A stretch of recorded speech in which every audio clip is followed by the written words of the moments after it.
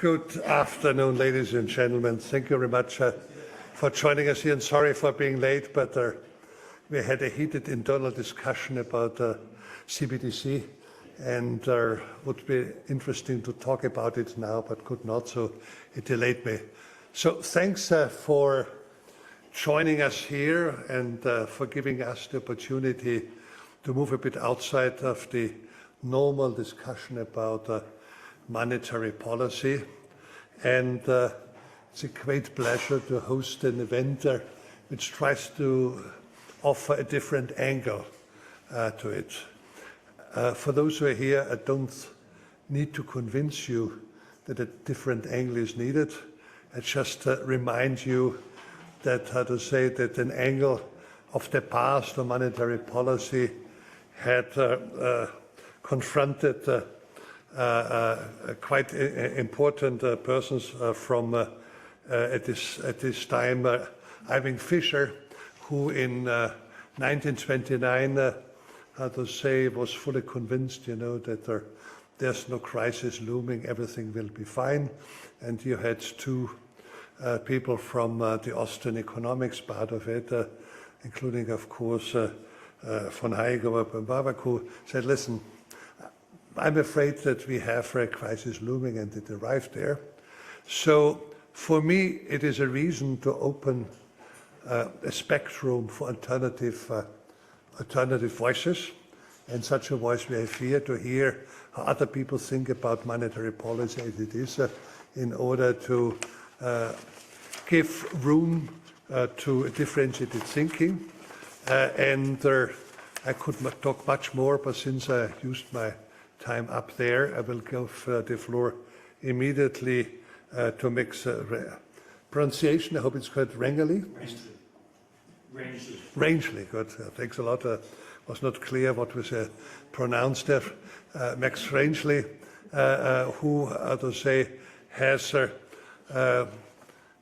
position in which he tries to, on the one hand, interact with politicians, on the other hand, to offer him a possibility to introduce new thoughts to politics. And when I go through the comments which has been done, that he has been he founded a think tank and run a think tank founded by a British member of parliament since 2014, and has since joined the boards of other think tanks in London and Brussels. Besides focusing on Austrian School of Economics, the Future of Money has also organized a blockchain summit in the European Parliament, the first of this kind in the world, and he organized and moderated the Future of Artificial Intelligence Roundtable discussion in the European Parliament. So he has been quite busy, so I'm looking forward to what he's saying to us. As I'm quite stressed today, I won't be able to stay here too long. I have to run to giving a talk myself at a different institution here at the Central European University on the normalization of money. It's a pity, you cannot join us, or you could, actually, if I show up there. I don't think they will ask for it. So looking forward to you, invite you. I hope I can, within the first 10 minutes, get a glimpse on it, what you're doing there, and then I'm going to leave you. Wish you all the best, and I took the pleasure of also offering a little refreshment after this, so you can stick together, because I see a number of people have seen before. So all the best. Thank you much. Max, you have the floor.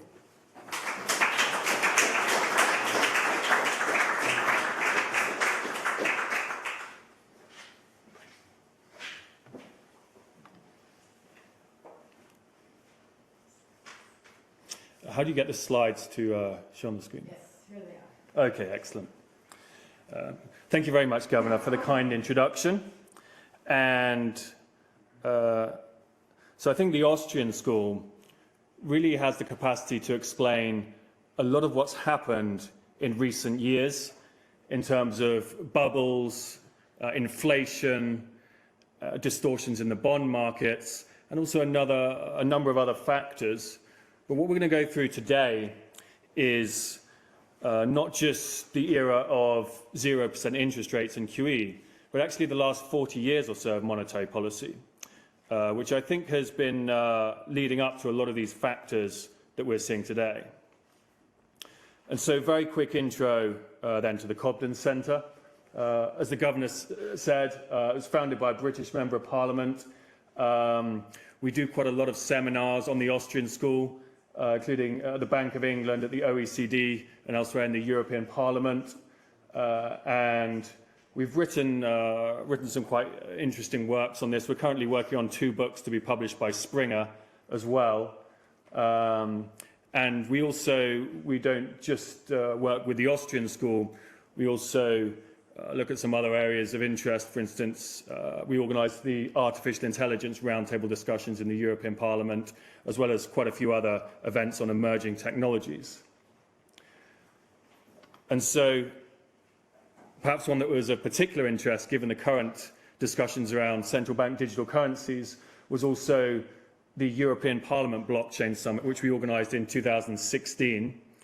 And at that we had pretty much all of the global institutions attending, the IMF, the World Bank, the UN and so on, as well as central banks and regulators, and as well as a lot of blockchain startups, of course.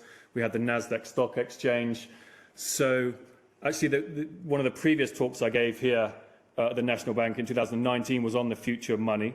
But it's worth just bearing in mind some of this, actually, because I suspect when the latest round of debt accumulation over the last few years begins to blow up, there'll be more and more talk about what type of monetary system we should move towards. And so a lot of the data, which I'll be talking through today, was used in a book that I wrote last year with UK Member of Parliament Steve Baker, and he's the only Austrian school MP in the UK, and at the time was the longest serving MP on the Treasury Select Committee, which is responsible for questioning the Governor of the Bank of England and the main regulators and so on. So this book builds in a lot of our experiences over the last 10 years or more in this area, and we look at the last generation or so of asset bubbles, of distortions to the bond markets, and we look at how monetary policy has led to a lot of this. And we actually wrote this book to be free for anybody to download, so it can be downloaded online. And we've had a lot of good feedback, including from a former chief economist at the Bank for International Settlements and the late Lord Lawson, who passed away this year, who was the Chancellor under Margaret Thatcher. He gave us a very kind testimonial. So if you find the data today interesting, that book can be found online for free. And we also, one of the things which may be of interest while we're talking about the nature of money, we organised the parliamentary debate in 2014 on the monetary system, on how banks create money and how this might be reformed. So that was the first of its kind since the mid-19th century, since the time of Prime Minister Robert Peel. And that may well be an interesting, let's say, adjunct discussion to what we're going to be going through today. And so on to the core part of the discussion then, which is the nature of the Austrian school and how it explains modern financial crises. So first off, I'll spend maybe 3 slides or so talking through so that we can understand what the Austrian school hypothesizes, and then we'll look at data from the last generation of policies and do some hypothesis testing.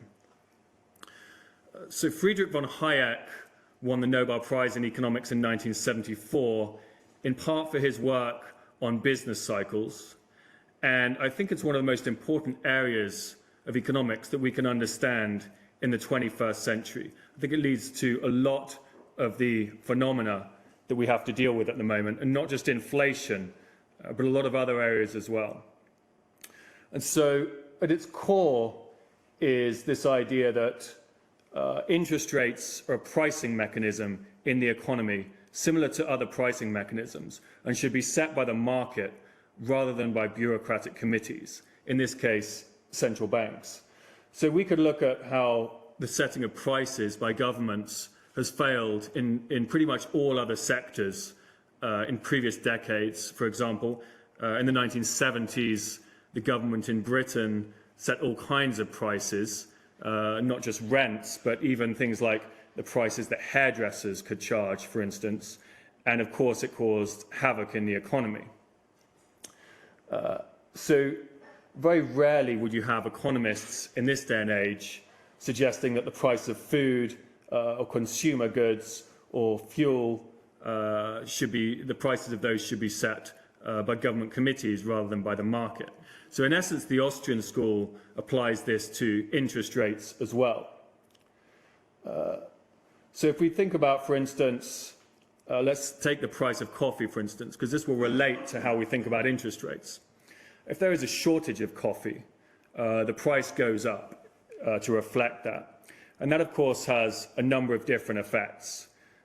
So first of all, it disincentivizes the consumption of coffee, whatever good there happens to be a shortage in. But additionally, that increase in price also incentivizes producers to bring more to market. So prices are a crucial mechanism in a market economy. Now, if the government steps in and decides that this increase in prices is not fair, for instance, and sets the price artificially low, that's going to have a number of effects. And this is straightforward microeconomics 101. First of all, of course, it will result in shortages as false price signals have been sent to the market. So people will consume more of the good than there actually is available, but also producers will be disincentivized to bring more to market. So in essence, when a government sets the price of something artificially low, it gives the illusion of abundance in that particular good. And we'll find that similar things happen with interest rates. So that's what you learn with the demand and supply curves in an economics degree. But also some of the effects are more far-reaching when governments set prices. So it doesn't just result in a shortage, and then when you stop setting prices, it just shifts back along the demand curve. Actually, the capital structure of the economy, the underlying capital structure, will mold itself around those false price signals. So in the case of coffee, suppliers will shift over to doing something else, or they may, for instance, find ways of reducing the quality of coffee that they produce.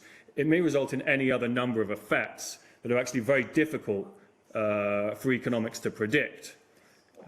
And again, as we'll see in a second, similar things happen with interest rates.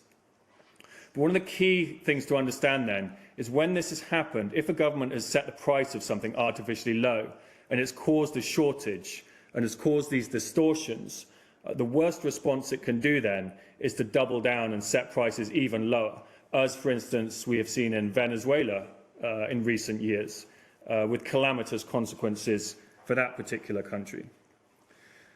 But this principle that prices should be set by the market and that free prices are at the core of a market system also goes back thousands of years. So the Edict of Diocletian in ancient Rome in around 301, the year 301, set prices in ancient Rome. And Lactantius, who was a philosopher at the time, a proto-economist really, predicted in advance what the consequences would be, that the shortages would get worse, and that there would be these distortions to the capital structure. And of course, those things did indeed happen, and the fixed prices made things far worse in ancient Rome until that edict was rescinded. So then, if we think about interest rates and how this relates to other prices in an economy. So in a true free market, where interest rates were set by the market, they would be a pricing mechanism that would coordinate a number of different factors in the economy. So first of all, at the easiest, most surface level, they would coordinate the demand and supply of credit in the economy. So similar to the price of coffee, for instance. So if a lot of people are saving, that provides a larger pool of savings for the economy, which brings down interest rates. So that allows for more credit growth in an economy.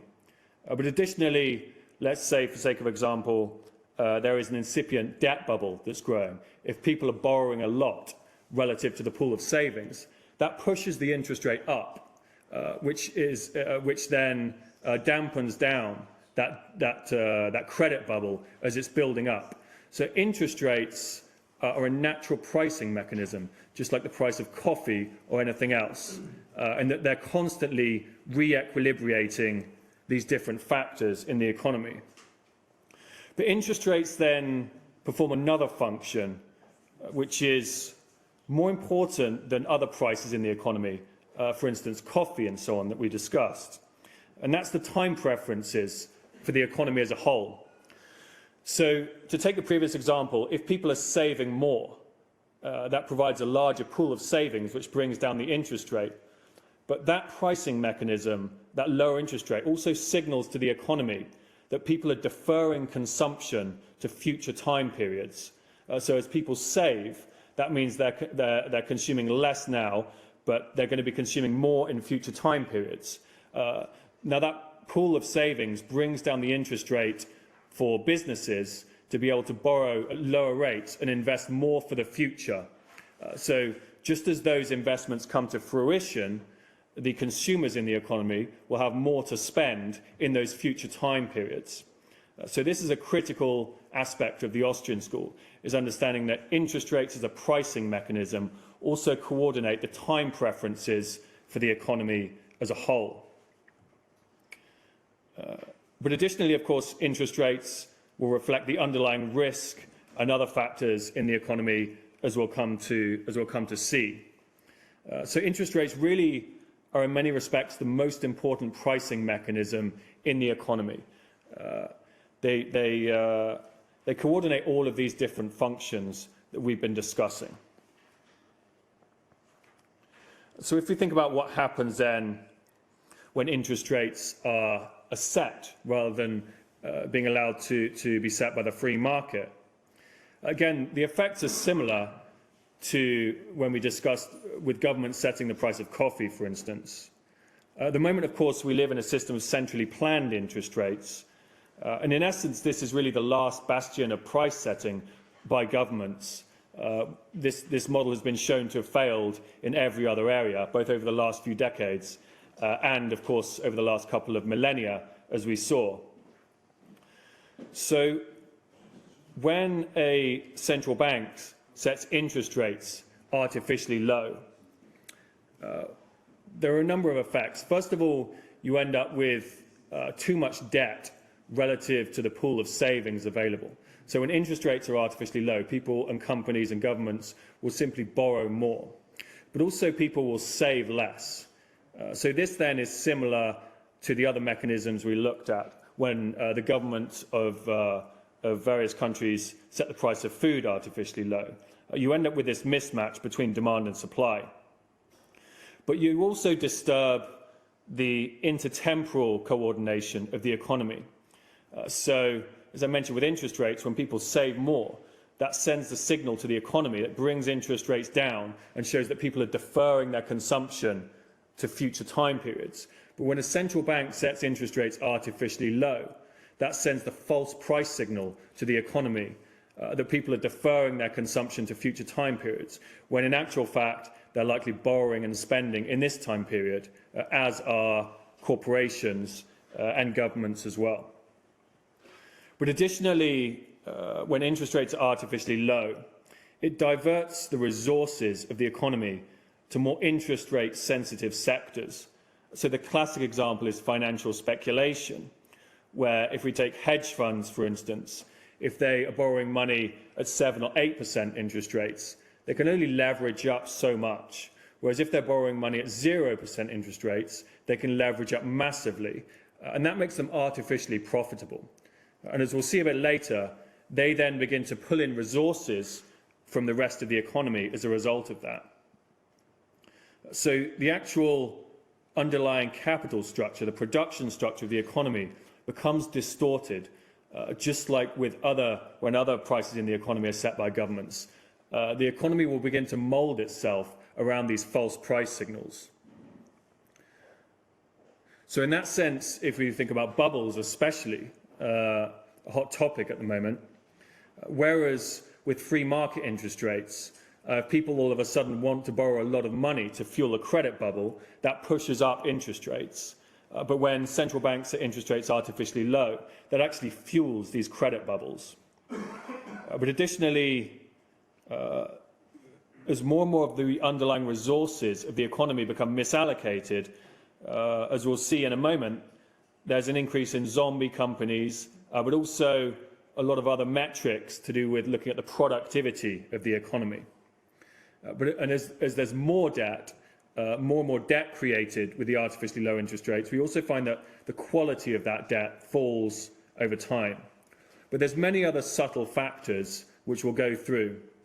But the key idea is, just like when a government sets the price of coffee artificially low, it gives the illusion of abundance to the economy, so people consume more and producers produce less. When interest rates are set artificially low, it gives the illusion of abundance.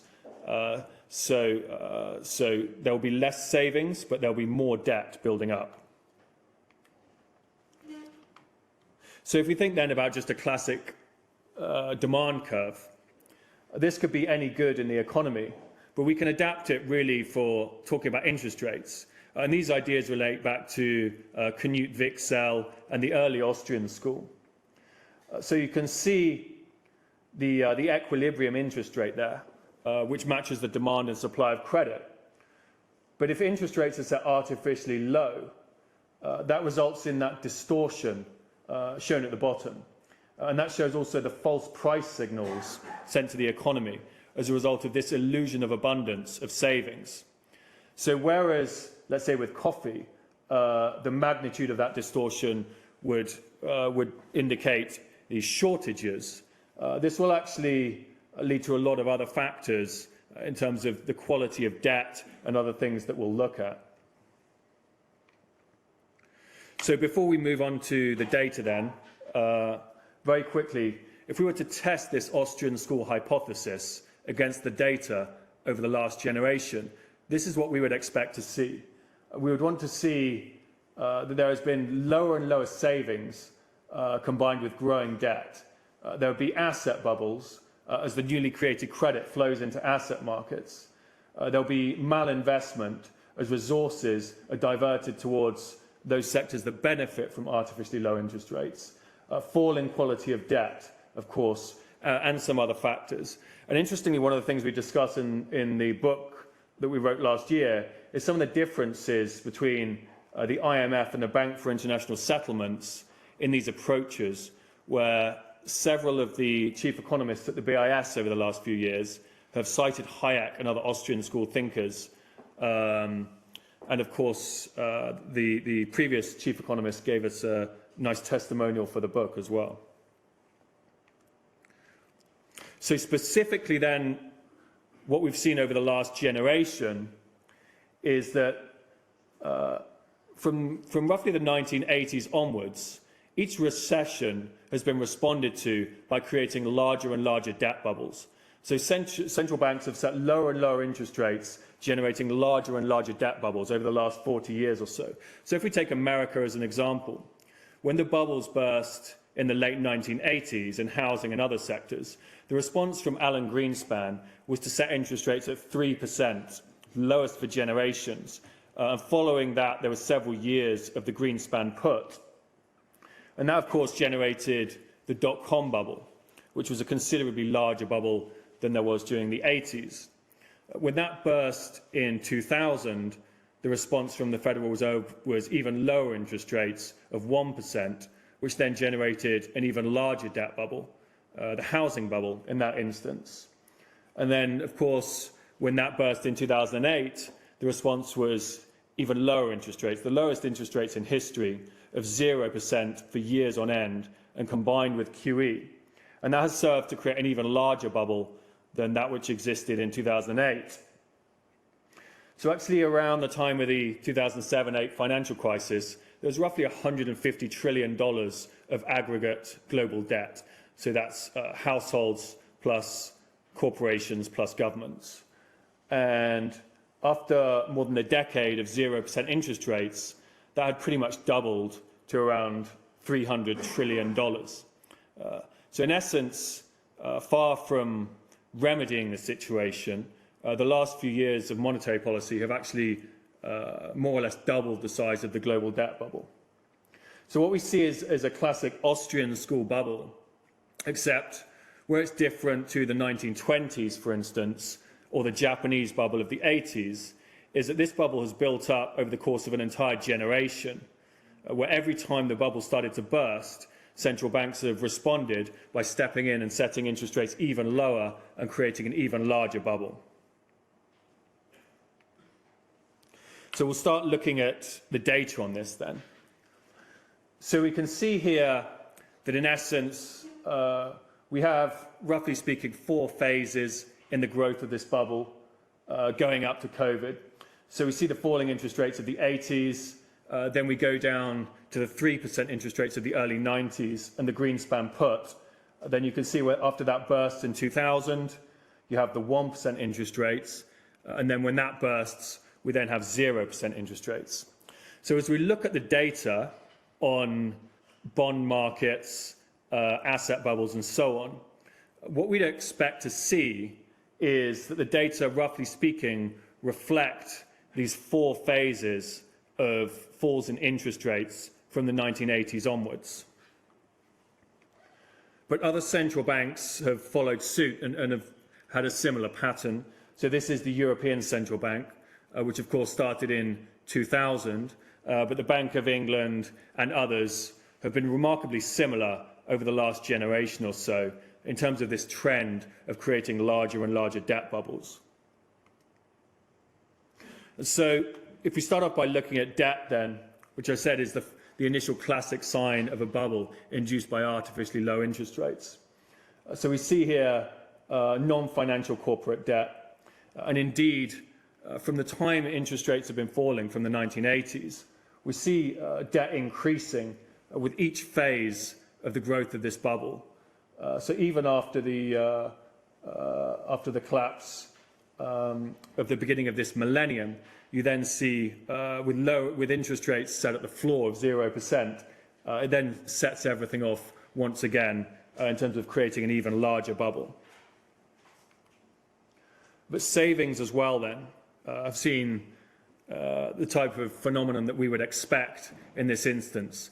So as interest rates have come down over the last generation, savings rates have fallen and fallen.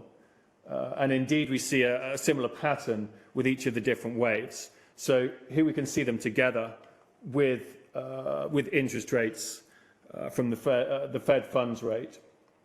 So we see there the classic signs, the classic initial signs that we would look for an Austrian school bubble.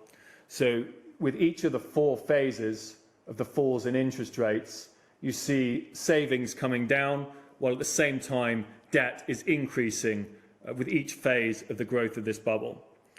Now, some people talk about the debt bubble, quote unquote, as being the core characteristic of an Austrian school bubble. But this is really the first thing that we'd look at.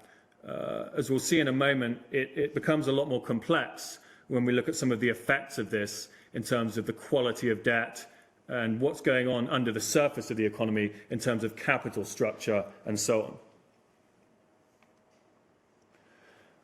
And so if we think about asset bubbles then, so we'll look at stock markets and we'll look at housing, but I think in terms of a headline metric for asset bubbles, this is one of my favorites, which is the net worth over GDP.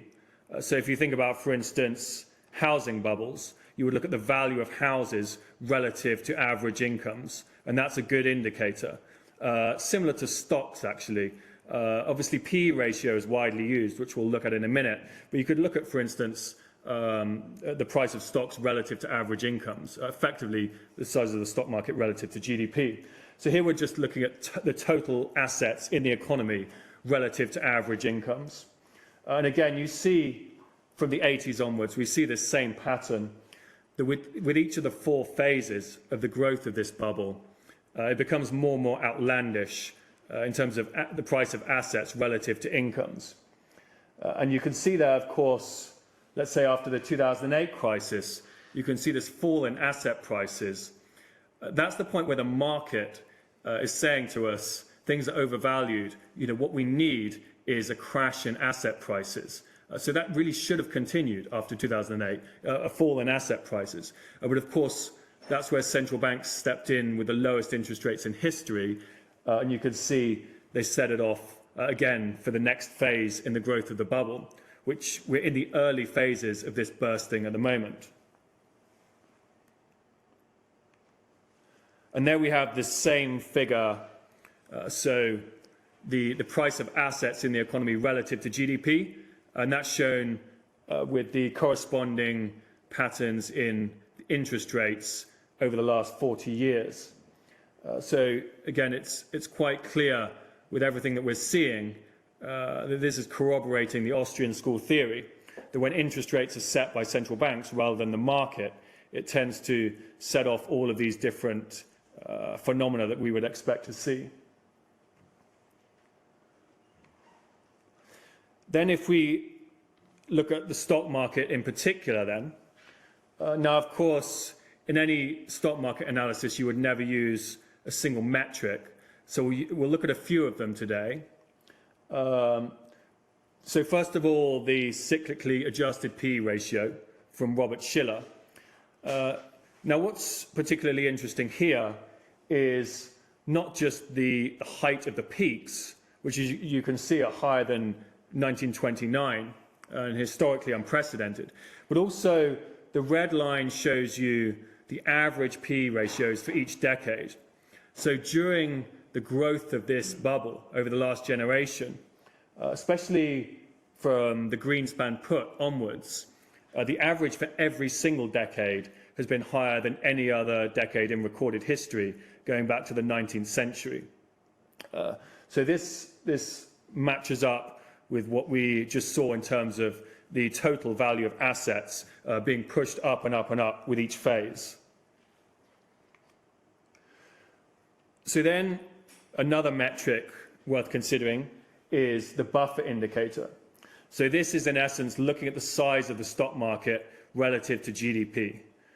And what's quite interesting here is that if we look at the third phase in the bubble, the early 2000s, when interest rates were set at 1%, you'll see that the peak there is actually not quite as large as the dot-com bubble of the 1990s, whereas most the other asset bubble metrics we looked at went up with each phase. So the reason for that is in the first few years of this century, with the 1% interest rates, a lot of the credit created was, of course, flowing into housing.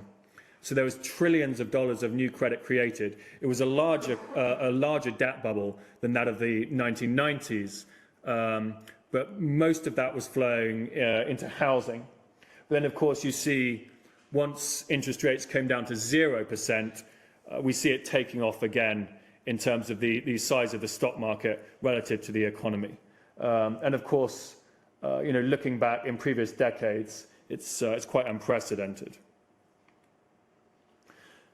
So another metric worth considering then on stock markets is Tobin's Q. And again, rather than just looking at the peaks and the troughs here, it's worth considering the averages for each decade.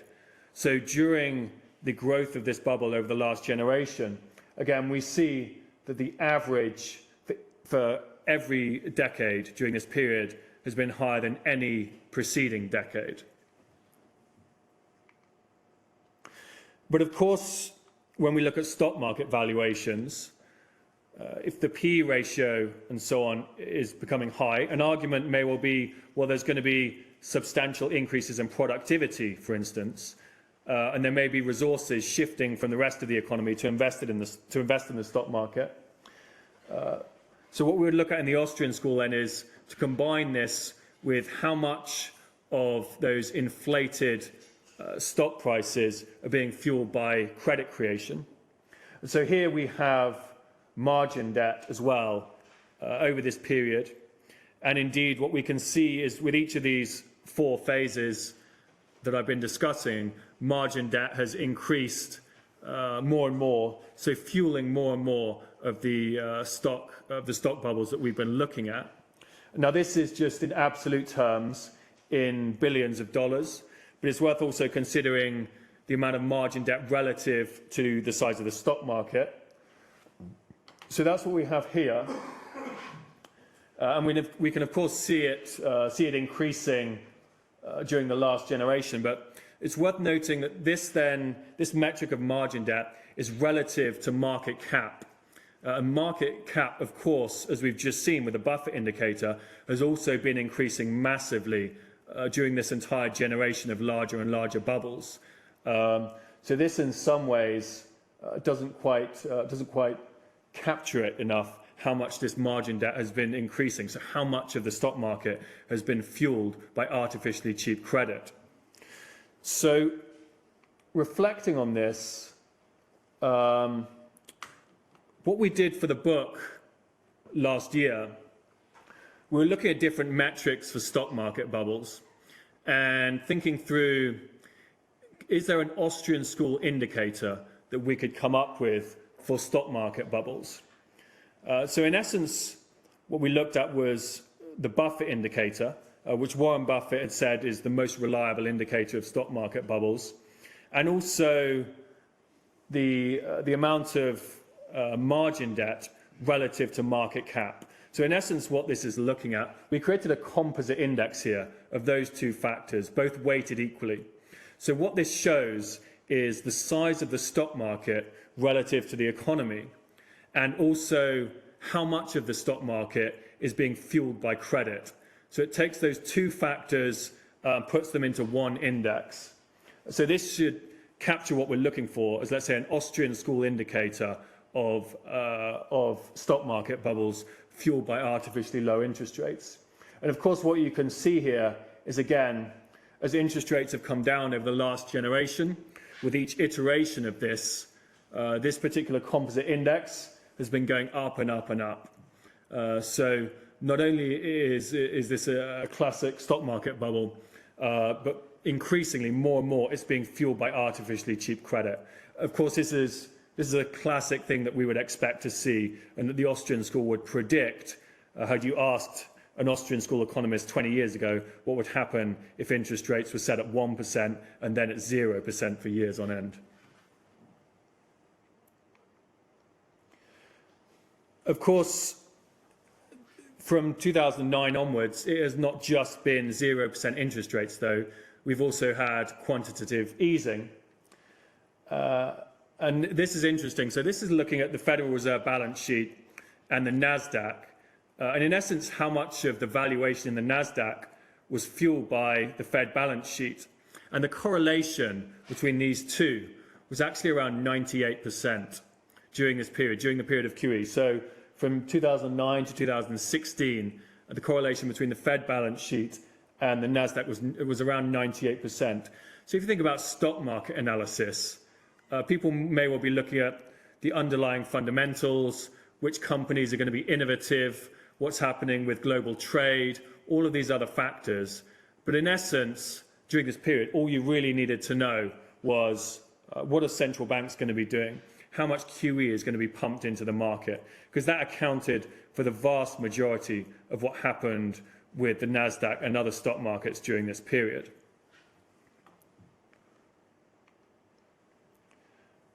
And here we have house prices then in the UK. And of course, what we see is the same pattern with each phase in the growth of the bubble.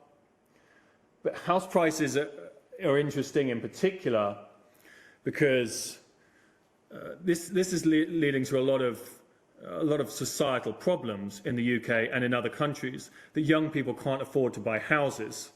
So whereas with stock market bubbles, the average 30-year-old does not own hundreds of thousands of pounds or dollars or euros of stocks, most young people want to own a house. And for most people, it will be the most valuable asset they ever own. So when you look at this, again, you can see again after 2008 that that's the market telling us that this asset bubble needed to burst, that prices need to return back to normality. But with the response of 0% interest rates, you see house prices just taking off yet again. And of course, in many developed countries, houses are really out of reach for the vast majority of young people now, which is very unusual historically, actually. And this is resulting in other factors, for instance, in who they vote for. So people often change their voting pattern once they own their own house. Once people own their own house, they tend to vote for lower taxes and less intervention, for instance. It tends to be owning your own house and having a family is when things change. So in Britain, we see increasingly the millennial generation, which are not that young now. It's the oldest are in their early 40s. And so I'm part of the oldest of the millennials. And again, I know many friends from 35 years old onwards, let's say, who don't own their own house and really want to, and they're going to vote accordingly. They're not going to change their voting patterns as previous generations did. And this one's for the US. So a similar concept when it comes to loans, credit flowing into property. What we see here is commercial and industrial loans, which we might think of as a proxy for productive investment, productive credit creation, let's say. So this is going to factories and entrepreneurs versus real estate loans, which we could look at as a proxy for asset speculation for regular people. And of course, you see with each phase, the divergence grows and grows. And actually, you can also see in previous generations, most of the time, actually, productive loans were higher than real estate loans. So again, not only is this quite unprecedented, this growth in real estate loans, fairly mainstream speculative asset for most people, but actually when you look at the size of that divergence over time, with each phase of the growth of this bubble, it really is quite extraordinary. So that was asset bubbles. But when we think of the Austrian school and what it would predict in terms of an Austrian school bubble, it actually goes well beyond just the price of assets. So we'll look at bonds now, which are a critical area of Austrian school analysis. So this comes from the OECD, and they're looking at the quality of bonds, and this is for around, I believe, it's for several dozen different countries. It's not just the US. So if you remember the early graphs that we looked at with the growth of debt going up with each phase, this in essence is like a mirror reflection of that. So with each phase of the growth of the bubble over the last 40 years, whereas we've seen debt grow with each phase, we see the quality of bonds fall with each phase of the growth of this bubble. Now this is going to be a critically important area over the next 2 or 3 years. So last year in Britain, we very nearly had a significant blow-up in the pension sector as a result of so-called liability-driven investments, or LDIs. And that's really just the tip of the iceberg of what's happened in bond portfolios, especially over the last decade or so. But as you can see, this has been happening actually over the last generation. As interest rates have fallen and the debt bubbles have grown, the quality of debt has fallen with each phase. So what we'll see increasingly is more and more defaults on bonds in these bond portfolios. And that means people's pension funds, all of these other sectors, people who have, in many cases, saved for their whole lives, those savings have been invested in bond portfolios, which are now incredibly poor quality debt. But of course, what the Austrian school will predict is that during the 0% interest rates, those low quality bonds will be sustained. They can keep going. So it's when you raise interest rates that it then bursts those bubbles and you end up with the defaults. So think of subprime mortgages. Those were generated during the period of 1% interest rates, and it was only when interest rates went up that all of those defaults started. What we'll see now is a similar phenomenon, but not just with mortgages, securitized mortgages, but a lot of other sectors, a lot of other types of bonds, which are very low quality. And there we have, so this again is from the OECD. So I've taken that fall in the quality of bonds over the last generation, and you can see it there with the federal funds rate, that is the American interest rate, quite clearly seeing that the falls in interest rates during this period have preceded this fall in the quality of bonds. And again, that's pretty much a fairly precise mirror of what was happening with the increases in debt and the falls in savings during this period as well.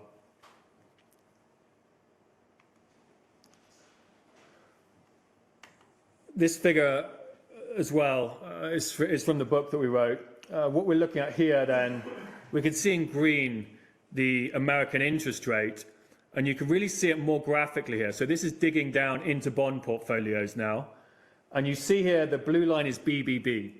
So BBB is the lowest quality of debt that is allowed in an investment grade portfolio, for instance, a pension fund. So it's low quality, relatively high risk debt that will be in pension funds, for instance. So you can see, going back several decades, typically, it will be a small proportion of most bond portfolios. But you can see here, with each phase of the fall in interest rates, as central banks have generated larger and larger bubbles, this has also impacted the quality of debt in investment-grade bond portfolios. And you can actually see towards the end here that BBB debt actually, it was more outsized than every other stratum put together. So AAA, AA, and A. So it's quite extraordinary. Roughly speaking, half of all of the bonds in investment-grade portfolios are actually the lowest possible quality that's permitted. And there's a phenomenon some of you may be aware of called fallen angels, which is the idea that BBBs, once you end up with debt defaults, once you get into a chain reaction, a lot of those BBBs are going to be downgraded. Now, in previous generations, that wasn't such a bad thing, because it would be a relatively small percentage, maybe 10% or so on, of bond portfolios that were made up of BBB. So even if a quarter of them were downgraded, that wasn't such a problem. But when we have this stage that we're at now, where BBBs are more than half of investment-grade bond portfolios, you can see how this is going to impact things once these low-quality bonds start defaulting over the next year to 2 years. So really this blow-up that we saw last year in Britain with LDIs is really just the tip of the iceberg in terms of what's been happening in bond portfolios around the world over the last few years. And here we see, just reflecting that, the probability of downgrades, which again has been far lower during this period for the BBBs.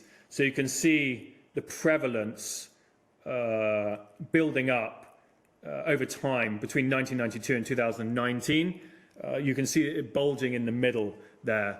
So more and more bond portfolios has been constituted by these types of bonds. And the same thing has happened with covenants. So this also comes from the OECD. And we see during this period that the quality of covenants are the protections that you have for your bonds. So for instance, if a company starts defaulting, a protection might be that it's not allowed to pay out bonuses to its directors, something like that. So covenants are important in terms of protecting these bond holders who, of course, now have very low quality debt in their pension funds and in their bond portfolios. But so this also makes things considerably worse, that they have far fewer protections now than they would have done in previous generations. So lower quality debt with fewer protections. And so this brings me to an interesting phenomenon then, which is worth considering. Richard Cantillon was a French economist in the 18th century, and he wrote about what has come to be known as the Cantillon effect. So what that says is that when new money is created, the people who receive that newly created money benefit disproportionately. So in the days of Cantillon, it was the French royal court.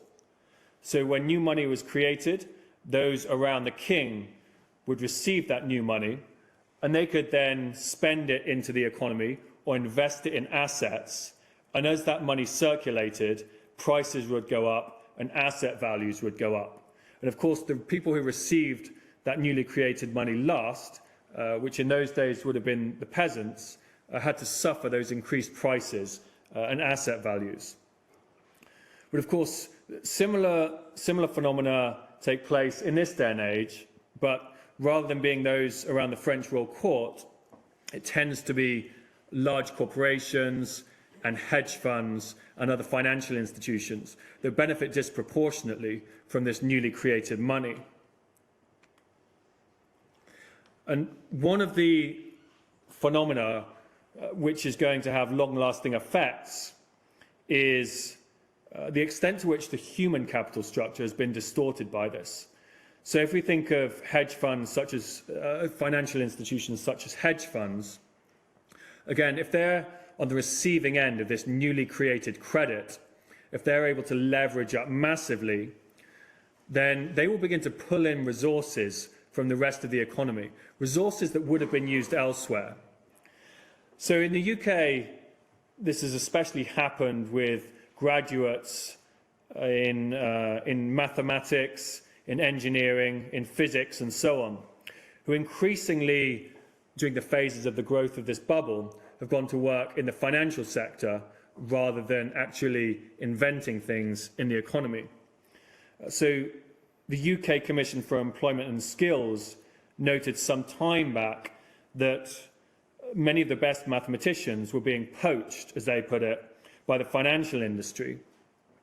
And these are all formal reviews commissioned by the government that I've used here, and this is gone into in greater detail in the book that we wrote last year.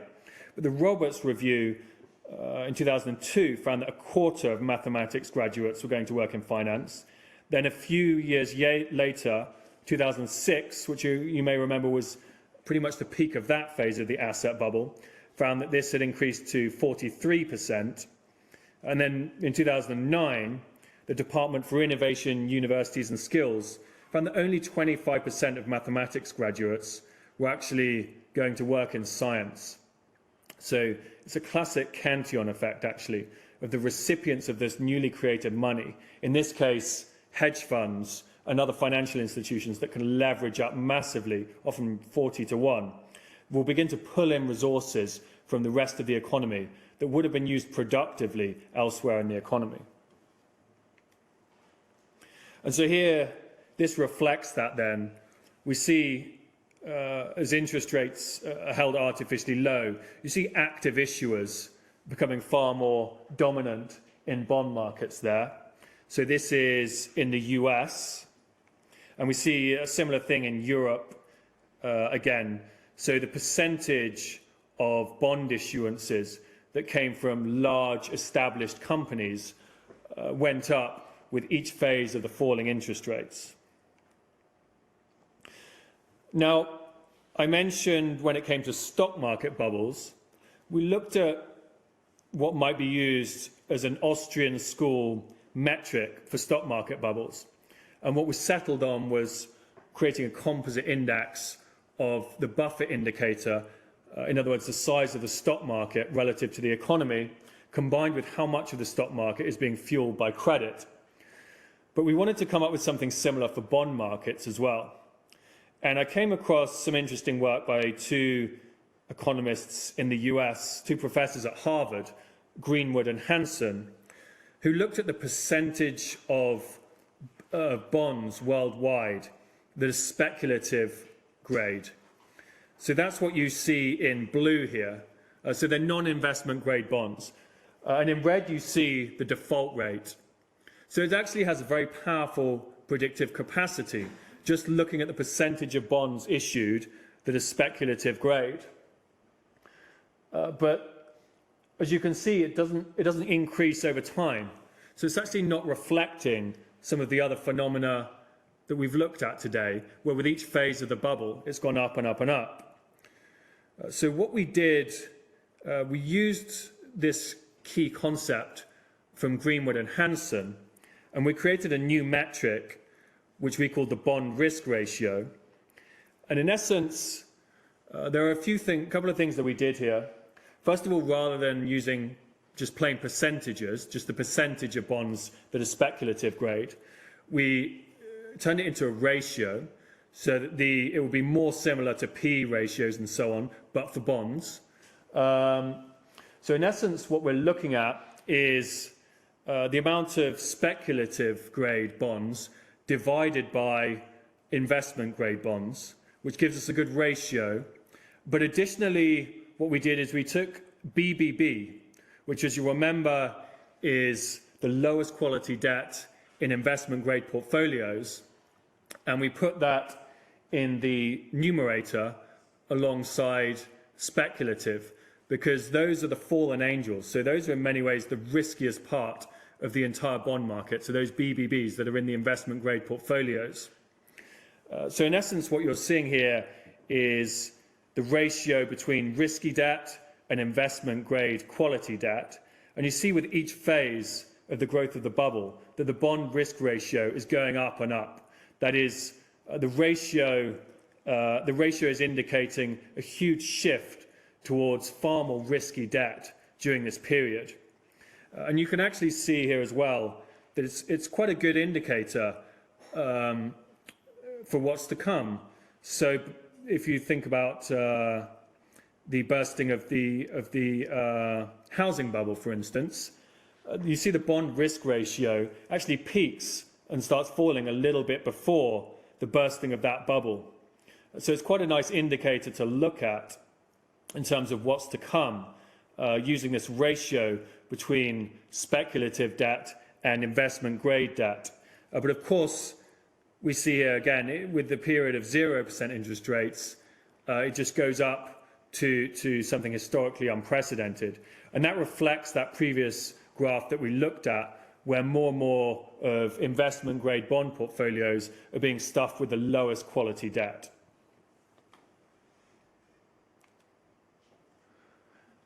So that was the bond markets then. So then we'll look at metrics for the amount of malinvestment in the economy. That is the fall in productivity during this time period.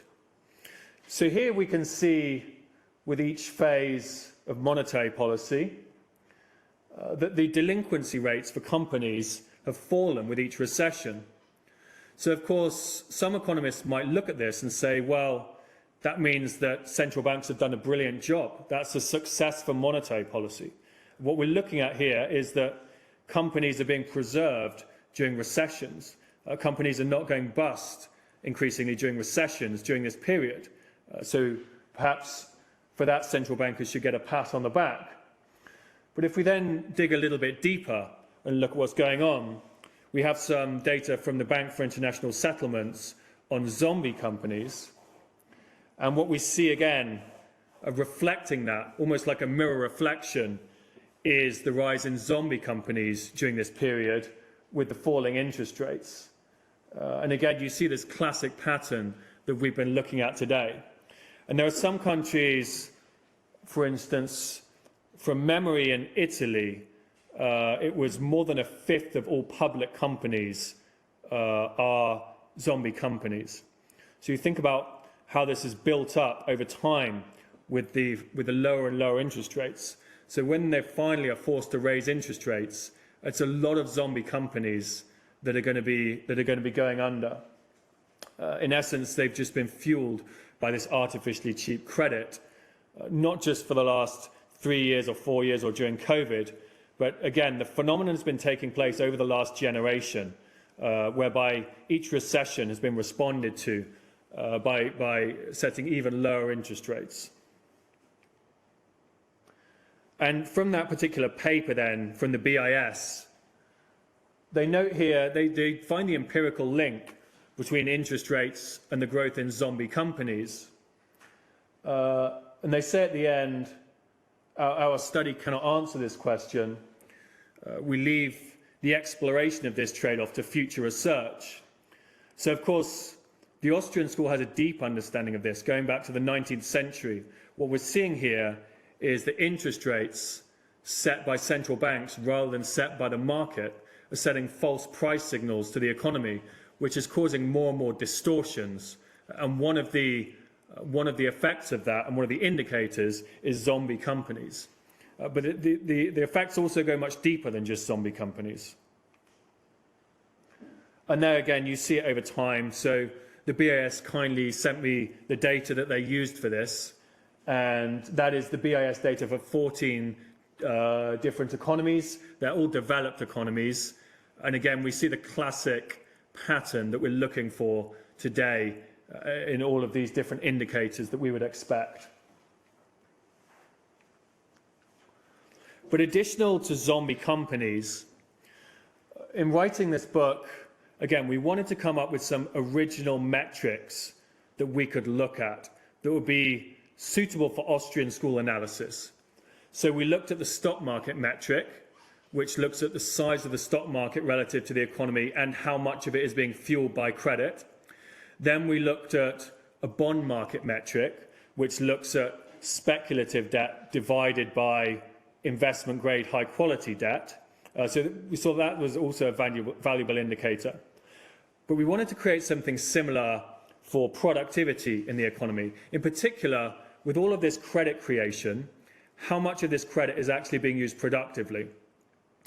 So we began by creating a metric we called the Economic Performance Index. So what that does is it combines the asset turnover ratio with the return on assets and the return on equity, and it puts those together into one composite index with them weighted equally. So you can see this falling over time, over the last few years. So that reflects falling productivity, essentially. But again, we want to look at this relative to the amount of debt that has been created during this period. So here we have the Economic Performance Index and the amount of liabilities that are on corporate balance sheets during this period. So with all of this credit creation that's happened, you know, a valid criticism of the Austrian school might be, well, what if this credit is being used productively? Is it leading to lots of new inventions? Are we going to be moving into a land of plenty? But this indicates that that's in fact not the case. So the more credit that has been created, actually the Economic Performance Index has gone down with each phase. So credit is actually resulting in less and less productivity. One of the metrics that's been used by some other economists to look at the productivity of debt is using GDP. So they look at, for instance, with each new unit of debt being created, each new $1 billion of debt being created, or whatever it might be, how much does that contribute to growing GDP? So that's also been falling over time. But that is quite a simplistic metric. The reason being, if corporations are borrowing money and using it unproductively, just paying for nice TVs and sports cars for the directors and so on, that would still show up in GDP statistics. So money that's squandered does in fact still increase GDP, at least in the short term. Whereas what we see here, if a company borrows money and pays for sports cars for its directors, that's not going to increase the Economic Performance Index. So this is, we would argue, a more valid metric for the marginal productivity of debt. So what we did then is combine those. So we're looking at the Economic Performance Index over liabilities. So it's the previous sheet that we looked at combined into one. So what we're really looking at here is one metric which says for each unit of debt that gets created, is that actually contributing to increasing economic performance, or is it neutral, or is it the opposite? Is it contributing to falling economic performance? So I think you have the answer here. That for every new unit of debt that's been created, going back nearly 20 years, that has in fact been resulting in falling economic performance during this period. But then we might ask, what has been causing this? Of course, we've looked at interest rates, but one of the other things that we touched on earlier was quantitative easing. And we looked at that relative to stock markets, but not relative to productivity. Now, of course, the classic example for QE is that it boosts the economy. You're supplying plentiful credit, companies will borrow, they'll invest for the future, we can get the economy going again. So if we look at whether that is in fact the case, this is the balance sheet for the European Central Bank, which was the largest purchaser of corporate bonds during this time period. And of course, you see a pretty classic initial indicator there, that as the European Central Bank bought more and more corporate bonds, in other words, they more and more were incentivizing credit creation in the system, we see the marginal productivity of debt going down with each new phase of QE. So far from stimulating the economy, what we see is QE from the European Central Bank has actually stimulated falls in productivity, and of course this would also be reflected in zombie companies and so on.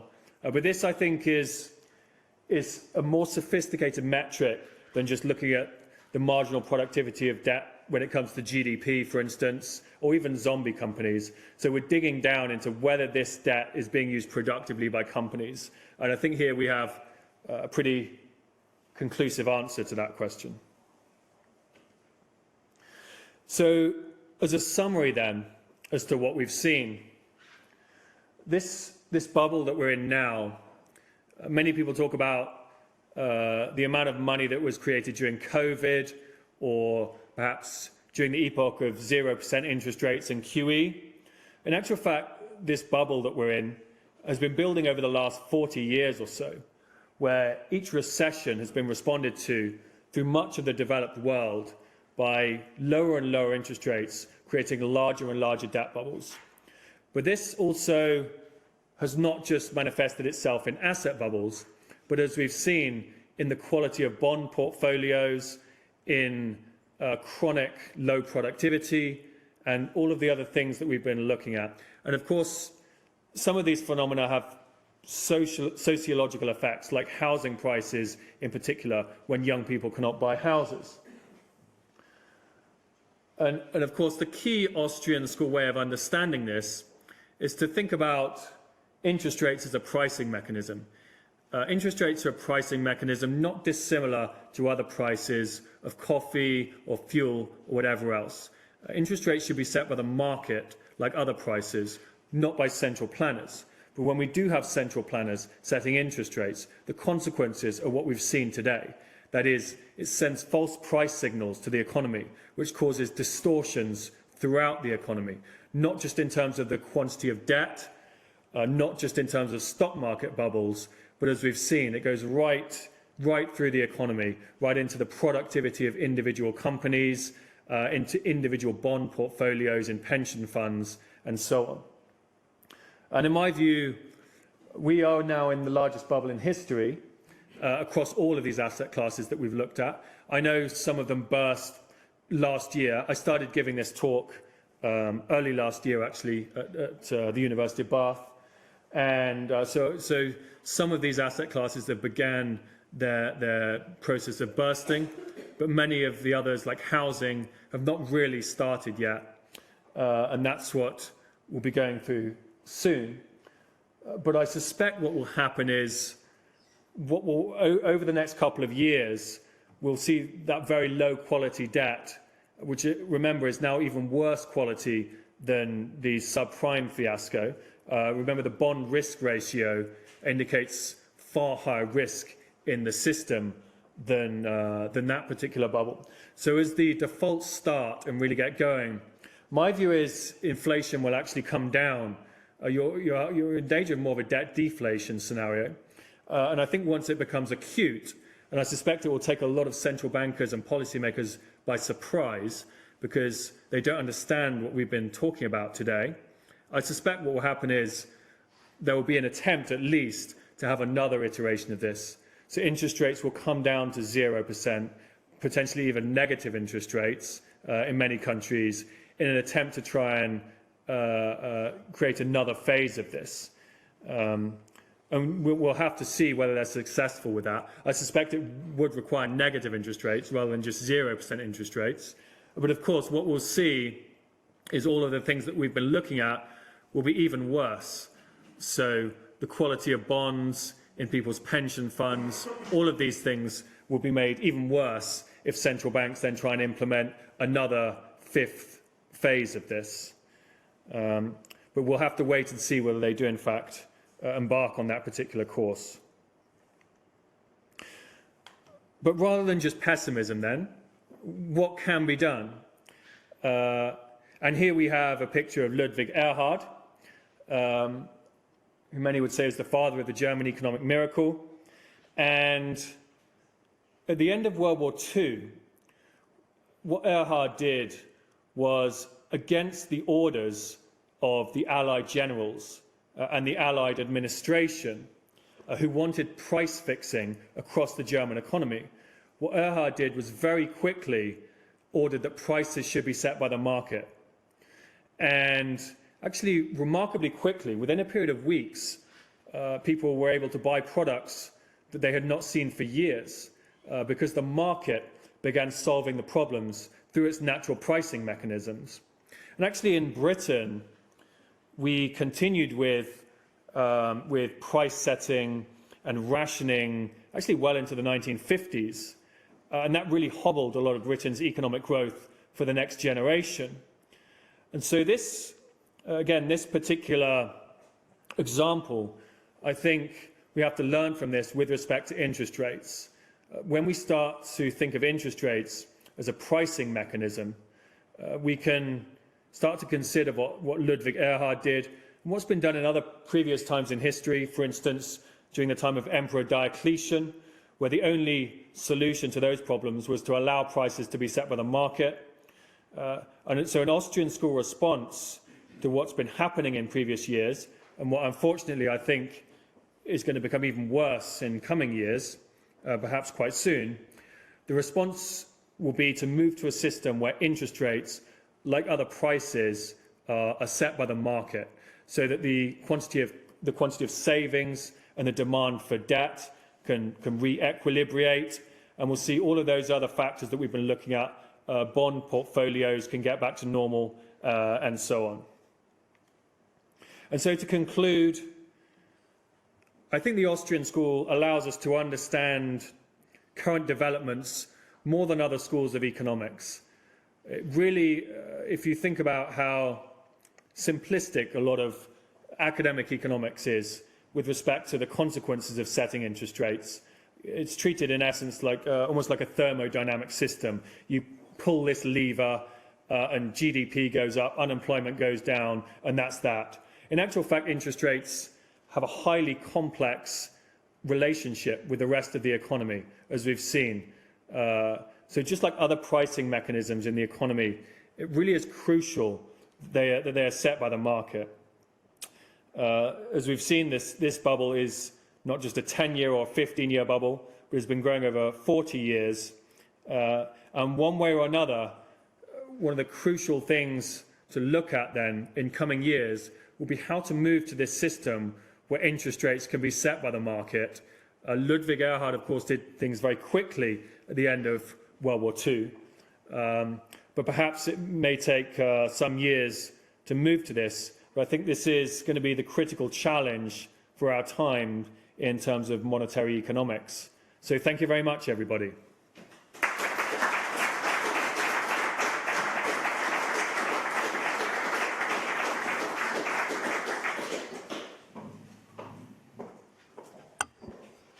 Thank you very much, Max, for the overview of Austrian economics with regards to all various kinds of markets in the financial system, and explaining what is going on or has been going on, and the question of whether this is just actually the question remains, how can we fix the problems with interest rates? Mm-hmm. Last week at a big conference that the central bank hosted, we had Philip Lane from the ECB here, and he was approached by several of the audience and members of the board here, asking what will happen with interest rates. There was no clear answer. So this is actually something that we should look into, and this is the question: what is the Austrian school approach, and what can we do on that front? And I would just simply open the floor now, because there is a lot to say on each and every slide, I assume, and there are many people who probably view this critical and say, you know, Austrian economics is just too one-sided approach. Maybe I'll open it to the audience and ask you to criticize, question, or add, or please go ahead.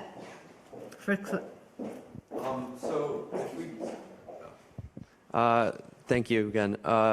If we look at the mismatch in interest rates and in sort of what the market might have done, and also what you've shown in the last 40 years happening, how come would you say we don't see the same drastic price level increases over the last 40 years that we might see if it was so mismatched? 8% inflation is high, but historically not as high as it could be. So with inflation in particular, a lot of people see inflation as the primary negative consequence of easy monetary policy. But that's really just the beginning. And in fact, easy monetary policy can actually be deflationary. So it's only really in the last couple of years that inflation has taken off. And like I said, I think it'll actually come down. If we look at the previous decade of 0% and negative interest rates in Europe, for instance, most of the time the inflation rate for the euro was below the 2% target. So the ECB was actually trying to generate more inflation through QE. There's a really good economist called Acharya, who was, I think, deputy governor of the Indian central bank, and I believe is now a lecturer at one of the universities in America. And he looked at the empirical link between QE, a bit like we did with the ECB balance sheet and productivity. He looked at that with regard to zombie companies and also inflation. In essence, with each round of QE in Europe, it actually reduced inflation, again, down to almost zero. And in his view, all of the extra money was essentially being sunk into zombie companies and unproductive companies. So that ties in with what we were looking at here. So really, there is this view of looking at inflation as the primary indicator of excess money creation. So to me, that's not Austrian school thinking. In fact, another classic example might be the 1920s. During the 1920s, a lot of new money was created as a result of, again, artificially low interest rates. But there was no inflation. And so Irving Fisher and others looked at that and said, well, the price level is stable. Therefore, the economy will be stable. Many central bankers said similar things in the last 20 years. But Friedrich von Hayek in the 1920s looked at that and said, well, there's a lot of new money being created, especially in the US, and it's not leading to rising prices in the shops. So therefore, where is it all going? And of course, it was going into asset bubbles and so on, a lot of these other sectors. So yeah, so what I would say is we need a significant shift away from just looking at inflation as the main indicator of these problems. It's very much just a surface indicator, and it can even do more harm than good, because you could be focusing on price levels when in fact you can have trillions of dollars or euros of new credit being created, which is flowing into asset bubbles all over the place. It's creating zombie companies, but it may not increase inflation at all. Next question. Bitte. Thank you. And nobody would ask about the aggregation of data, because that's correct, no question. And it's a question of interpretation. What does indicate of inflation, or is it more deflation on the horizon? Maybe a Japan-style stagnation, deflation, but a very precise question on a segment which you are expert to. You pointed out that your think tank was leading in the question of AI and AI implementation. For us in Europe, at least say the rest Europe, the continent, we are looking at UK. That UK gets in the last years, I think more foreign direct investments on AI technologies than France and Germany together. Okay, that's a special technology, but it's a big part of the technological sector. Maybe you can add some inside view from this perspective. Thank you. Thank you.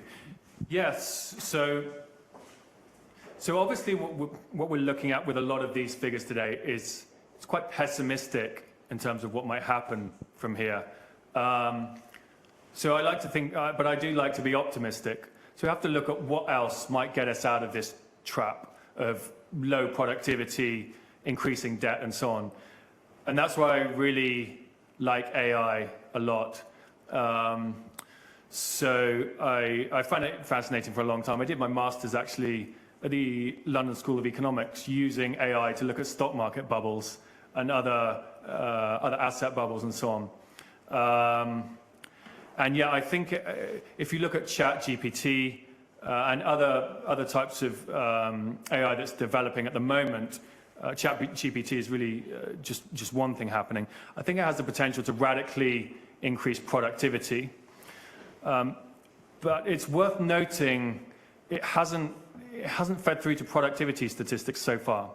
So if you think about Robert Solow, the Nobel Prize winner in economics, he initiated a lot of growth economics, and he won the Nobel Prize. There's been several other Nobel Prize winners since then looking at growth economics.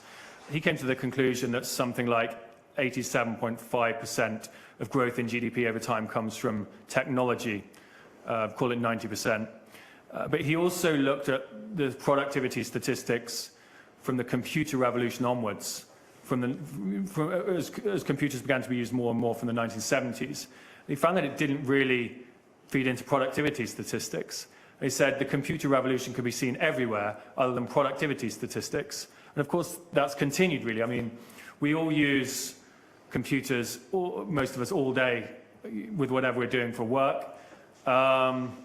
Yet realistically, if you look at productivity, again, it's been often stagnant or in some cases even falling. So the question is, will this new phase of AI change that? So I gave a speech. Again, we ran a couple of events in the European Parliament on artificial intelligence, some roundtable discussions and another event. One of those, the speech I gave was looking at DARPA, actually, which is the part of the US military which engages in very far out speculative projects. They, in fact, more or less invented the internet, GPS, a lot of other things. And of course, they've done lots of work on AI. And there's a particular thinker at DARPA that became interested in predicting developments in AI, not just over 1 or 2 years, but over 10, 20, 30 years, because this is obviously very important to DARPA. And he said that there would likely be 3 waves of AI. The first wave was handcrafted AI. So if you think about something playing chess, for instance, handcrafted AI, the developers program in all of the different openings and all of the different moves. So that was what you had, let's say, during the 80s.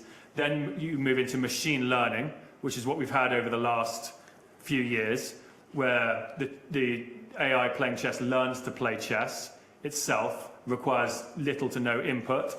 But then there's a third phase, which he calls contextual adaptation, where in essence it understands more the context of what it's doing, so it can formulate new theories. And I think that third wave of AI is what will likely lead to radical productivity increases. Because at that point, you could think about even scientific development. Think about all of the physicists and so on working at the moment on new theories in physics. But in actual fact, you could just have AI, which would just absorb all of this information and proceed to produce new theories in physics. It's very difficult to say how far we are away from that, but it could be a decade or so. I mean, it's surprised a lot of people what's happened in the last couple of years or so. So yes, I think it does have the potential. I know just the more direct part of your question as to why the UK leads as well. I think we do have, it goes back quite a long time to Alan Turing. I think there's been a significant interest in this area, going back even to the 19th century with Babbage, who effectively invented computers, not far from me actually in Devon, about 20 minutes from where I live, he worked. So yeah, I think there's that factor as well, is that it goes back a long way in the UK. But will this rise of productivity that eventually will happen, maybe in 10 years, as you said, help us, will avoid the burst of the bubble that we see? Again, to me, I think asset values have to come down. So when we think of how can we avoid the bursting of the bubble, that in many ways is what's caused this problem. We need asset prices to come down. We need stock market metrics to normalise. We of course need house prices to come down. Now, of course, it's not going to be much fun for people who own their own houses and who have a massive mortgage on their house if house prices come down by even 50%, let's say, which is maybe what's required to come down to normal levels. So I think the key aspect may well be the productivity aspect of this. So yes, if AI is implemented in a lot of companies, again, like the economic performance index and the things that we looked at, I think can go up. But again, it's become so chronic at this point with large companies just issuing 0% or even negative interest rate bonds that it's going to be painful, I think, anyway. Yeah. 2 questions, 3 questions, 4 questions. 1, 2, 3, 4. Thank you so much. And keep the questions short. I'll keep it very short. Yeah. Please. So my name is Aditya, and I'll quickly come back to the question. So one of the main criticism about the Austrian school is it's seen as very unethical. Like when you ask for a solution, they're like, we want to root the money out. For example, you said the 3 main causes of the crisis is housing bubble, commodity bubble, whatever. So one of the solutions is just flush out the excess money. But you know for a fact that I think everyone can agree that the flushing out process is very painful for a lot of people. And it can bring down the entire economy. So what would the solution be for an Austrian economist? Like how can we drain the system in a way without causing immense pain? Because Keynes comes and say, look, in the long run, we're all dead. So let's look for the short-term solution, that is excess spending. Like government deficit, just boost up spending, we can get out of the crisis. And the Austrians are like, let's wait, let's just get this over with, but you know, you get the point. Thank you so much. Yeah, thank you for the question. Okay, so first part, again, what we're talking about is a pricing mechanism in the economy, right? So the same argument is made with other forms of price fixing. If you go to Venezuela, the government there under Chavez decided that it would be fair to set the price of food artificially low so that poor people would have access to more food. Okay, and of course anyone who criticized this was derided. You don't have compassion for the poor. This actually, to a certain extent, these arguments have been used elsewhere. For instance, in Britain in the 1970s, you know, if the government doesn't set prices artificially low, it's because you don't care about the poor and so on. But of course, we see what happened in Venezuela. People are starving. People are having to resort to eating their pets. We saw what happened in Britain in the 1970s. You know, when a government sets the price of things artificially low, it does not help the poor. It just results in shortages. And in fact, we'd be better off with free market prices, which is in essence, over the last generation, created an incredible land of plenty for the whole population. I mean, anybody can go into a supermarket, and it's just incredible what we have when you think about it in historical terms. I mean, the poorest people have access to mangoes and kiwi fruits and things that kings didn't have access to, at least very easily, a couple of 100 years ago. So that's the first point, is that I do not think it's compassionate for the government to set prices of things artificially low, despite the fact that that argument has been used many times. And then secondly, it's also worth noting, I wouldn't necessarily pull credit out of the system, just stop putting more in and just let it float around, and I think things would equilibrate over time. But if we think about, this has been going on for a generation now, okay? So if you think about when the dot-com bubble burst, if they had just let that happen and not done the 1% interest rates of 2003 and 4, it would have been kind of painful. House prices would have fallen quite a lot. Of course, the NASDAQ would have remained low for longer. Stock markets would have remained lower. But it would have cleared out the system, and we would not have had the 2008 bubble. We would not have had all of those people having their houses seized from them, which is even worse. And again, had we let things clear after the 2008 bubble, it would have been more painful in 2000, but we still would not be in the position of what we're about to go through, where people's entire pension funds are going to evaporate because they've been stuffed with all of this very low quality debt. So I don't think it's compassionate. I think allowing prices to be set by the market creates incredible prosperity for everybody, including the poorest people in society. Andreas Breitenfellner. I can follow, I think, most part of your diagnosis, and indeed, it's very worrying. I have a trouble to follow the causal link between all these figures you've shown to us on the one hand, and on the other hand,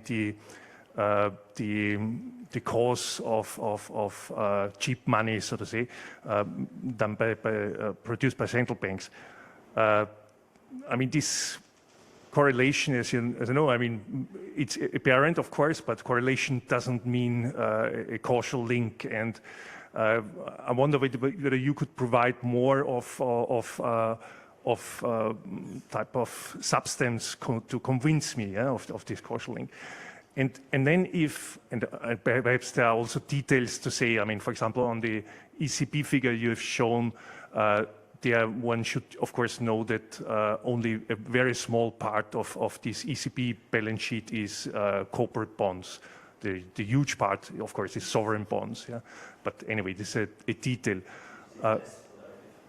Yeah. Anyway, but it's so you produced a very direct link from this to corporate profitability, and that's a bit of vague, of course. But if you are right, and I don't want to comment this, but if you are right, then of course the question is, I mean, I think you won't believe that we would immediately or very soon come to a point where we have a market-based interest rate setting. I think this sounds, at least here for the major part of it, as a very long-term project, I guess, or unless it might happen via a huge, big crisis or shock or revolution or whatever. Yeah, but so we would have to keep with going on with central banks or somebody who sets prices and interest rates.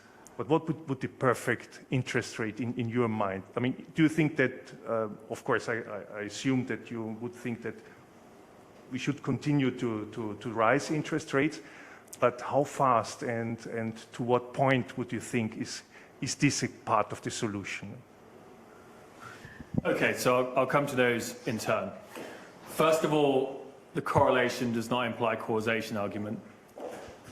So again, that's why today I started off with an a priori argument about what we would expect to see.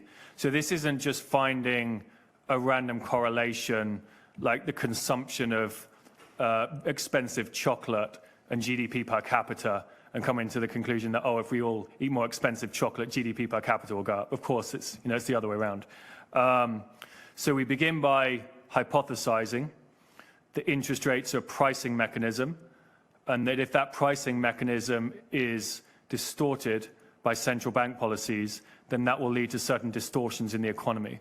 So those 4 or 5 slides at the beginning, that was an a priori argument saying this is what we'd expect to see. In fact, I would say, if I have a criticism of the Austrian school, I do have a lot of criticisms of the Austrian school. Perhaps the main one is that it's too a priori. So many in the Austrian school tend to just make assertions without backing it up with a lot of data. So that's what I've done here, is used a lot of data over quite a few countries to back it up. So it really isn't just looking at finding a couple of interesting correlations here. It's also worth noting, in particular, we looked at each different sector that's of importance here that we would predict a priori would be affected, and they all have these same patterns. So if you remember, we started off with the relation and the divergence between credit and savings. That's the first thing I predicted, or that the Austrian school would predict we'd see. And again, we saw the pattern. We then looked at asset bubbles, and several different types of asset bubbles. We also looked at whether those asset bubbles are being caused by excess credit creation. And then we also looked at bond markets. We looked at it both in absolute terms, what's going on in the bond market, and the ratios within bond portfolios. And then we looked at productivity, all of the key areas. And we found that all of these different areas show the same pattern, okay? So we could write pages of econometrics explaining this, but it's basically just going to explain in a more mathematical way what you're seeing on the screen here, which is all of these different areas are exhibiting the same pattern. And all of these areas are exactly what we would predict a priori before even looking at the data would be the consequence of setting interest rates artificially low. So yeah, it goes well beyond just correlation and causation. Anyway, I think that's the key, the most important part of what you just asked. Anyway, another part was, what do we do here? How do we raise interest rates?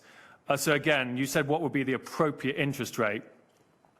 I mean, it's like saying what's the appropriate price of honey?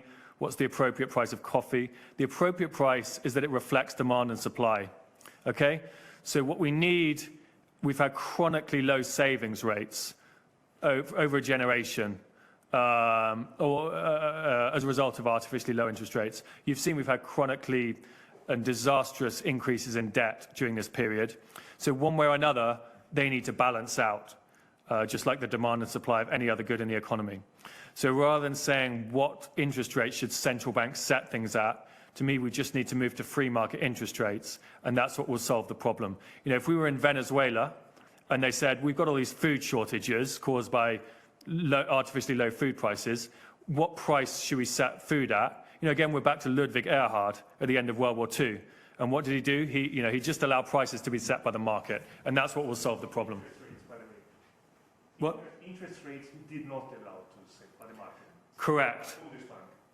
Correct, but he was not in charge of the central bank anyway, so he couldn't have done that.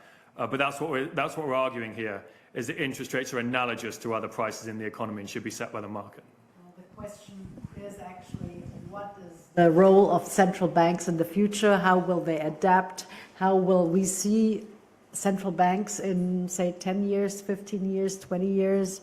What is their task? What is their mandate? We are now all critically looking at the mandates, price stability, financial market stability. Have we kind of fixed this problem or solved this problem? If we are honest, definitely not. So there is kind of rolling up the sleeves and a lot of work that needs to be done. But will Austrian School explain everything? Well, but we have two more questions before we kind of discuss this over a good glass of wine. Please. Let's take the question of the gentleman a step further, Max. You are luckily sitting in Austrian National Bank and telling them that there should be a market interest rate when they are the monopolists who are setting the artificially low interest rate. So that shows you that we're very liberal in Austria. However, to have a market interest rate, we need a market. Which means if there's just a monopolist, how can there be a market? Now, in the UK, in the 80s, as you know, Margaret Thatcher, whom I actually hated at the time, funnily enough, but she liberalized the telecom sector. It started like the central bank as a monopolist, and today we have internet, cheap telephony, everything. Do you see anywhere in the world, let's say apart from Austria, where this type of development is being advanced? I think there's increasing interest in the consequences of interest rate manipulation. At the Cobden Centre, we've done a lot of seminars over the years. So next month I'm doing another seminar at the OECD, and I think a few years ago people were interested in the consequences of artificially set interest rates, but it was quite theoretical. I think now there's more and more notice being taken, and I suspect when the debt defaults really pick up of this last phase, again, one of the key graphs we looked at today was bond quality. Okay, that's an important aspect of all of these bubbles. So when we look at a substantial number of all of the bonds and bond portfolios are going to be defaulting over the next couple of years. That's where I think the interest in these issues will really increase. It often takes a crisis, in fact it almost always takes a crisis for policymakers to really take notice. Yeah, it's brilliant to be able to talk about this at the Austrian Central Bank, especially with the history going back more than 100 years of Austrian school thinkers. It's absolutely terrific. And so we've got to hope really that this leads to more institutions taking an interest. Because to me this is so crucial in terms of explaining what's happened over the last 30 years and what's going to happen. I mean, if it is as bad as the Austrian school would predict over the next 2, 3, 4 years with mass bond defaults, which will be worse than 2008, people are going to be frightened. People are going to unfortunately start looking for some bad solutions, because that's what happened. It's what always happens during a terrible recession.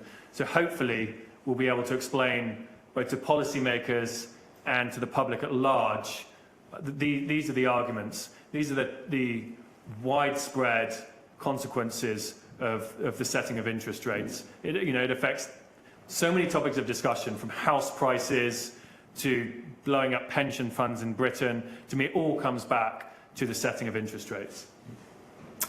Next question. So we have 3 more questions and then we close it and the rest will be done outside. 1, 2, 3. Thank you for Very nice. Sorry. 4. Yes. Sorry. Thank you for the nice presentation. Let me preface by saying that by no means I'm a big fan of big governments and centralized decision-making when it's virtually impossible to aggregate all the information that would be necessary to make those decisions, like in the case of interest rates. But on the other hand, I think that nowadays we have a very centralized productivity. Like in the United States, for instance, even though we have more or less some growth in productivity or more or less stable, even if it's decreasing a bit, we have a labor market decreasing quite substantially, which means that there's an increasing amount of people that just cannot join the labor market or be productive enough to meet ends meet. So my question is, you will have an increasing percentage of the population that, by not being able to participate in the market, they will demand more and more support from governments, subsidies, etc. And even though I'm not a big fan of subsidies as an incentive structure, how do you think that plays out? Because to allow the market to decide for itself, it also may not be very, very realistic in terms of how will people join the market. I'm not presuming that this is an easy question, but how do you see Austrian economics play a role in this dynamic? Yeah, so if we think about a particular sector then, housing. So you're saying, will people demand subsidies because they don't have access through market mechanisms? And housing is the classic example. And it's really the most tragic example because, again, so many young people just can't afford houses, and people who are older who bought their houses, especially in Britain, if they bought their houses in the early 1980s, you know, they may have bought it for a few £1,000s somewhere in London, and they're now sitting on an asset of more than £1 million. For most young people, they can't afford to get a mortgage on a £1 million house. So then you say, well, will the demand then be for subsidies? And again, that's also what they've done in the UK. So there's various mechanisms, Help to Buy, which supposedly helps young people get on the property ladder, quote unquote. And you know, in essence, it's fueling this bubble even more. So again, the solution to that, if we had market interest rates, the amount of credit available to flow into mortgages would be drastically reduced. So it would be, the house prices would come down very substantially. And so again, that's what widens access, is the falling house prices. So yeah, they're in essence causing a problem with low interest rates and then making it even worse by subsidizing people to buy houses. So of course, from an Austrian school perspective, what we would want to do is treat the underlying problem, which is the artificially low interest rates. Well, incentives to save have lacked and have missed over the past 15, 20 years. And that's a main problem, if I may say this, add that. My point was, it's increasingly harder. I'm sorry. It's increasingly harder for a lot of people to make money. So to join the labor market, the threshold of productivity that is necessary to justify a company paying a salary is increasingly higher. And we've seen that it's not very easy for a lot of people to meet the threshold that is increasing quite substantially. So I think especially, as you say, for young people, there's a lot of people who work hard and get a degree and end up working at McDonald's or something. It's quite widespread.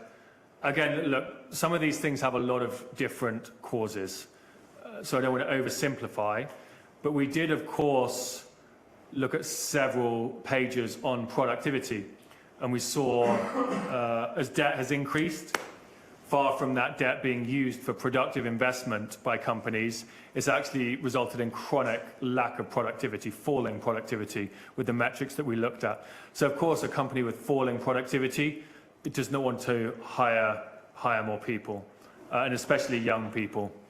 So yeah, I mean, the youth unemployment in many countries is terrible. Many young people who do have jobs, it's not fun jobs where they would want to be doing it for the next 50 years.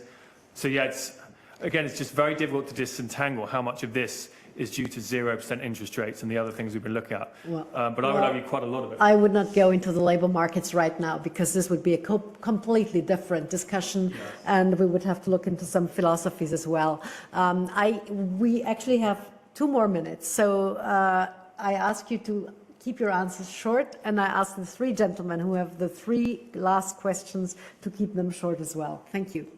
Thank you. I'll be quick. Thank you for the opportunity. I wanted to ask you, how would you go about to construct a mechanism by which interest rates could be set by the market without going into like private credit or the creation of proxy currencies by private corporations? Thank you. Okay. So there's a number of different ways that it can be done. And of course, one of those ways is with private money, which is happening at the moment with decentralized finance. But let's be more traditional and look at how central banks might achieve it. I think it would have to, you could do it using shock therapy, effectively, like Erhard did after World War II and like was done in Eastern and Central Europe in the early 90s.